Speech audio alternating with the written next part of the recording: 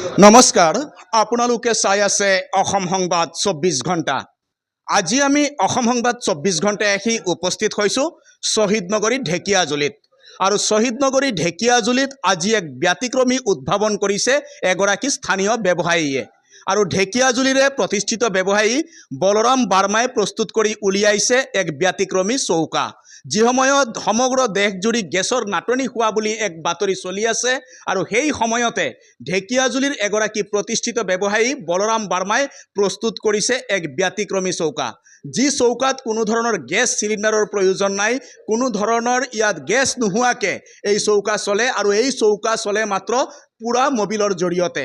আমি দেখুৱাই আছোঁ সামগ্ৰিক পৰিৱেশ। এয়া হৈছে ঢেকিয়াজুলিৰ পৰিৱেশ, আৰু ঢেকিয়াজুলিৰ এগৰাকী ব্যৱসায়ীয়ে প্ৰস্তুত কৰিছে এই চৌকা।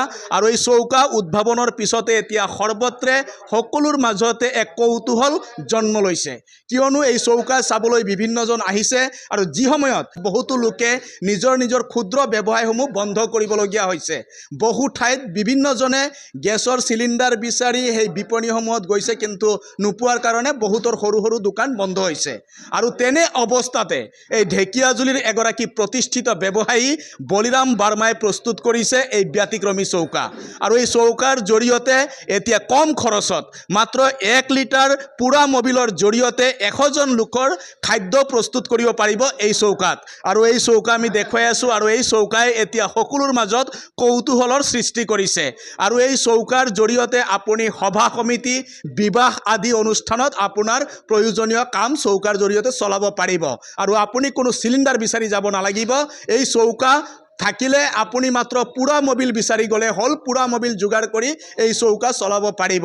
আৰু এই চৌকা অতি কম খৰচৰ চৌকা, আৰু এই চৌকাৰ জৰিয়তে আপুনিও লাভান্বিত হ'ব, বা এই ব্যৱস্থাৰ জৰিয়তে আপোনাৰ অঞ্চলৰ প্ৰতিগৰাকী লোক লাভান্বিত হ'ব। আৰু ইয়াতে আছে বলৰাম বাৰ্মা, যাৰ প্ৰচেষ্টাত এই চৌকা নিৰ্মাণ কৰা হৈছে। এই বলৰাম বাৰ্মা আমাৰ মাজত আছে। আমি তেখেতৰ পৰা এই বিষয়ে কিছু কথা জনাৰ চেষ্টা কৰিম। তেখেতৰ যি বাৰ্মা ইণ্ডাষ্ট্ৰী, সেই বাৰ্মা ইণ্ডাষ্ট্ৰীতে প্ৰস্তুত কৰা হৈছে এই চৌকা। আৰু ইয়াতে আছে বলৰাম বাৰ্মা। আমি তেখেতৰ পৰা এই বিষয়ে কিছু কথা জনাৰ চেষ্টা কৰিম।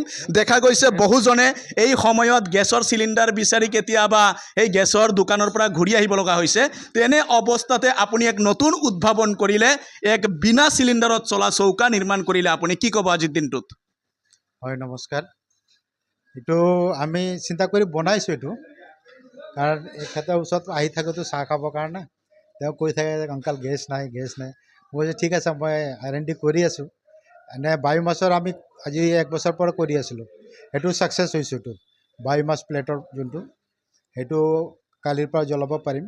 কালি যদি আপোনাৰ ৰেডি হৈ যায়, মই আপোনাক মাতিম যে কেনেকৈ জ্বলি আছে, কিমান ষ্টিম হৈ আছে। আৰু এইটোতো ছাকচেছ হৈছে। এটা হোটেলত আজি ৰাতি 3টাৰ পৰা চলাইছে, ঠিকে চলি আছে। আৰু ইয়াত কোনো পলিউশ্যন নাই। ইয়াত মানে পুৰা মবিলটো আৰু ডিজেলটো মিক্স হৈ আছে। তাৰমানে কোনো ধৰণৰ প্ৰদূষণ সৃষ্টি নহয়। তেনেকুৱা দেখিলে গম পাইছোঁ, কিবা পলিউশ্যন দেখিছে। খৰি জ্বলালে পলিউশ্যন হৈ থাকে, ইয়াতো পলিউশ্যন নাই। ছেম গেছৰ নিচিনা হৈ আছে এইটো। আৰু এই যি চৌকা আপুনি প্ৰস্তুত কৰিছে বা উদ্ভাৱন কৰি উলিয়াইছে, এই চৌকা বনাওঁতে কিমান টকা অনুমানিক খৰচ হৈছে আপোনাৰ?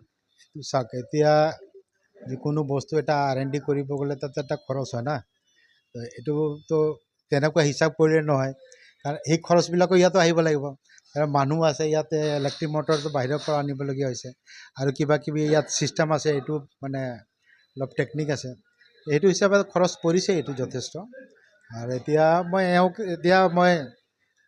35 কৰিছিলোঁ, তেওঁ কৈছে 30,000 টকা দিম।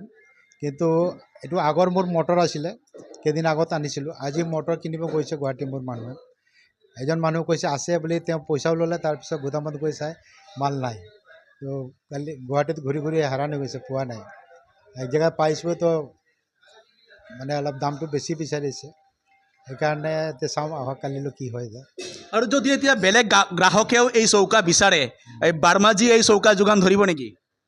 দিব পাৰিম, কিন্তু সময় লাগিব। তেনেকুৱা মোৰ আগৰ পৰা ইণ্ডাষ্ট্ৰী তৈয়াৰী কৰা ৰাখা নাই, তো অলপ সময় দিব লাগিব। এডভান্স যদি দিয়ে, তাৰপিছত মই সময় দিয়ে মই বনাই দিম।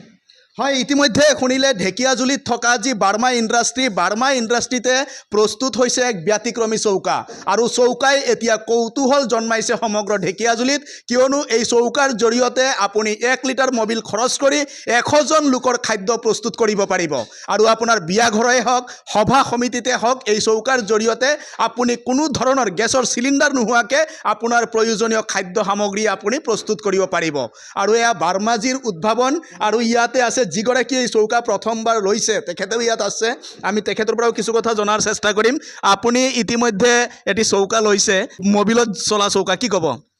এইটো বৰ্তমান আমাৰ LPG ক্ৰাইচিছত যোনটো কমাৰ্চিয়েল লেভেলত LPG ক্ৰাইচিছটো চলি আছে, সেইটো টাইমত এইটো আমাৰ কাৰণে মানে এটা লাইফ ছেভিং আছে আৰু এইটো বৰ্তমান নহ'লে 4-5 দিন ধৰি আমাৰ বহুতকেইটা আইটেম বনোৱা বন্ধ হৈ গ'ল।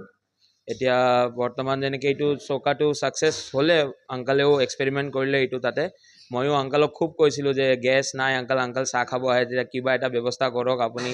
আংকালে মোক বায়'মাছৰ মানে কৈ থাকিছিলে, আমি কথা পাতিছিলোঁ খুব 1 বছৰ আগৰ পৰাই বায়'মাছৰ পেলেট এইবিলাক মেনুফেকচাৰিঙৰ কথা পাতি আছিলোঁ আমি। পিছত আংকালে এইটো বহুত দিন ধৰি মাথা মাৰি পিছত এতিয়া এইটো ৰেডি কৰাৰ পিছত আজি ফাৰ্ষ্ট টাইম এইটো আমি ইউজ কৰি চালোঁ, এইটো এটা ভালে ছাকচেছ হৈছে।